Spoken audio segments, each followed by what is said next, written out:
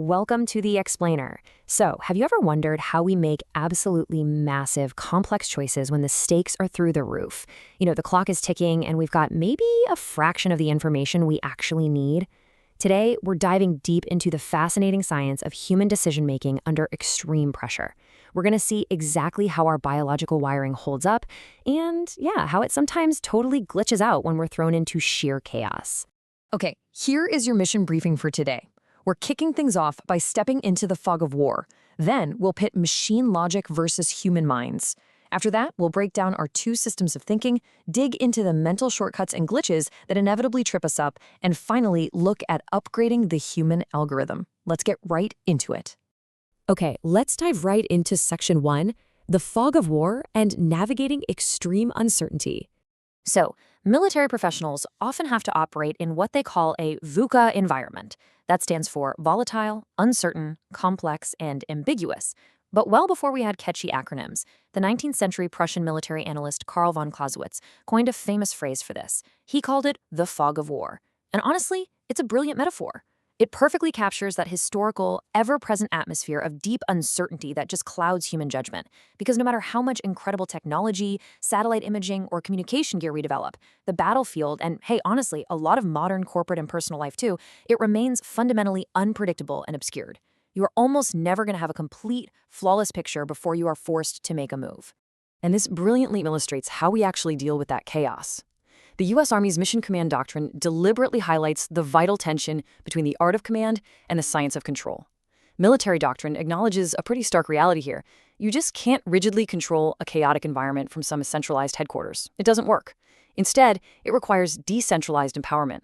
You give clear intent, sure, but then you absolutely have to trust the commanders and soldiers on the ground to use their own intuitive art to maneuver through the chaos.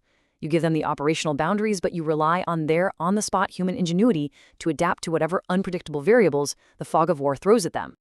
Which brings us to Part 2, machine logic versus human minds. Perfect math up against messy reality. So, how exactly does our messy, intuitive human art actually stack up against pure, cold calculation? Well, on one side, you've got perfect logic. Think of the A-star search algorithm in computer science. It's flawless, optimal pathfinding. If you give a computer a map, it uses perfect mathematical notation to scan literally every possible node to find the absolute best route. It has the ultimate luxury of optimal processing. But us humans, we operate on what Nobel laureate Herbert Simon called bounded rationality. When we make a choice, we don't have the luxury of scanning every node.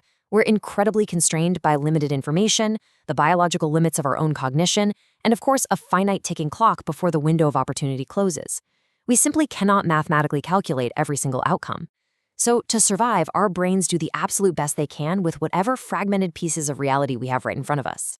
Let's move to Part 3 and see how this builds into our two systems of thinking, also known as dual process theory. Cognitive psychologists use dual process theory to explain exactly how we divide up our mental workload to survive that bounded rationality we just talked about.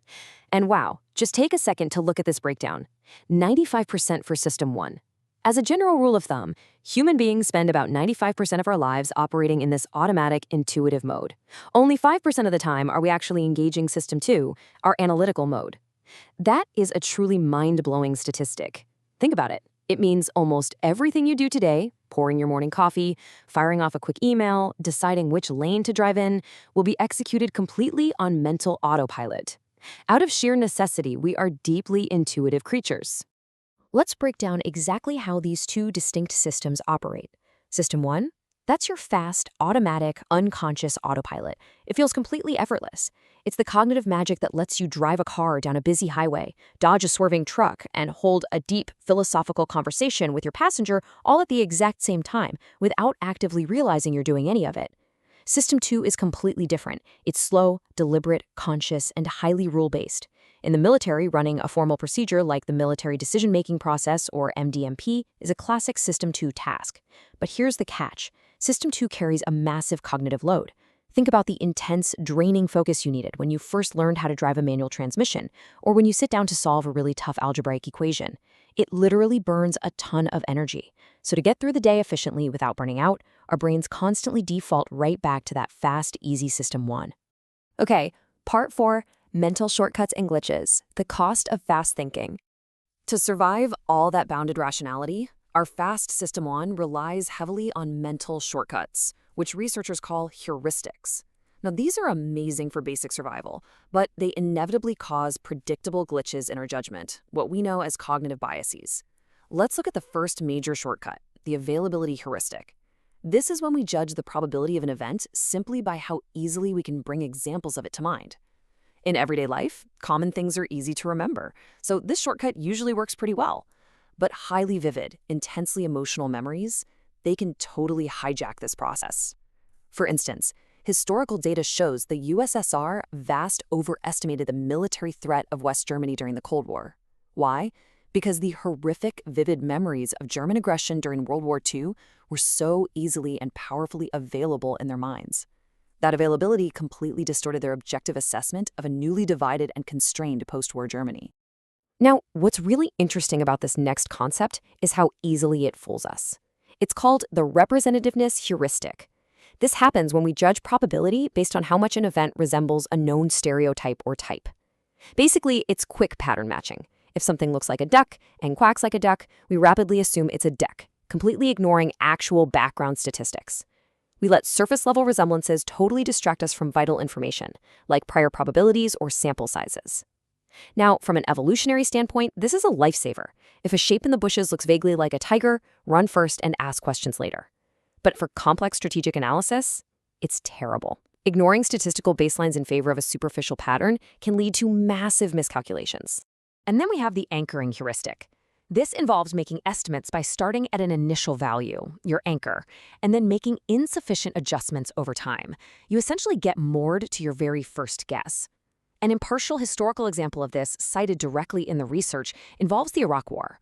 From 2003 to 2007, early estimates suggested a certain baseline number of troops would be required to manage the situation. But despite mounting objective evidence on the ground showing that significantly more forces were needed to stabilize the country, decision-makers repeatedly failed to properly adjust those initial estimates. The original numerical anchor dragged down the ongoing decision-making process, preventing a purely objective reassessment of the new realities. Let's jump into Section 5, Upgrading the Human Algorithm, Debiasing and Intuitive Expertise. So if our biological software is fundamentally full of these predictable glitches, how do we actually fix it? Well, let's look at the solutions the U.S. Army and cognitive psychologists tried to implement. We can use a few metacognitive strategies designed to force us out of that fast System 1 and deliberately engage our analytical System 2. For instance, you can try to replace human intuition with formal mathematical linear models. You can actively force yourself to take an outsider's perspective. You can deliberately construct an argument for the exact opposite of the decision you're about to make. That's known as a premortem. Or you can use analogical reasoning to find deeper underlying principles. These are fantastic, highly proven tools. But there's a massive catch. They take significant time, extreme focus, and collaboration. And those are the exact resources you rarely ever have in the middle of a chaotic, high-stakes crisis. So the crucial point is, maybe we shouldn't be trying to suppress our intuition at all. Consider cognitive psychologist Gary Klein's alternative approach, naturalistic decision-making, or NDM. Instead of trying to eliminate our biases through incredibly slow analytical processes, NDM flips the script. It recognizes that heuristics are actually hardwired evolutionary strengths. Klein's extensive research studying professionals who constantly operate under extreme pressure, people like firefighters, emergency room nurses, and military commanders, suggests that we can actively train our intuition.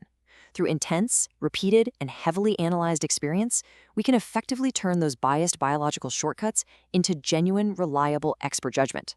We can literally teach System 1 to recognize the right patterns automatically. But how do you rapidly train that level of expertise without putting people in real physical danger or waiting 20 years for them to gain field experience? Well, one brilliant, scalable tool being explored by the military is the shadow box method. Here's how it works. Step 1. You take a novice and have them shadow an expert through a simulated high-stakes scenario on a computer. Step 2, right at the most critical, high-pressure moments, the scenario pauses, and the trainee has to type their decision priorities into tiny 1-inch boxes. They're forced to articulate exactly what they care about right in that exact moment. Step 3, they instantly compare and calibrate their answers against a panel of true experts who went through the exact same scenario. The trainee immediately sees the gap between their novice pattern recognition and real expert intuition. It's a real game changer. It's a remarkably effective way to essentially download the hard-earned instincts of an expert directly into a novice's System 1, safely, repeatedly, and without even needing live experts physically present in the room.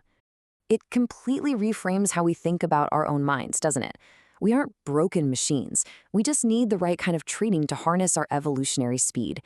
Which leaves us with a final provocative thought to wrap up today's explainer. Look back at your day. How many of your daily decisions are genuinely driven by deliberate algorithmic logic, and how many are just the result of biased, intuitive shortcuts? Next time you're forced to make a snap judgment under extreme pressure, ask yourself, who is actually flying the plane? Your analytical mind or your evolutionary autopilot? Think about that and keep learning. I'll see you next time.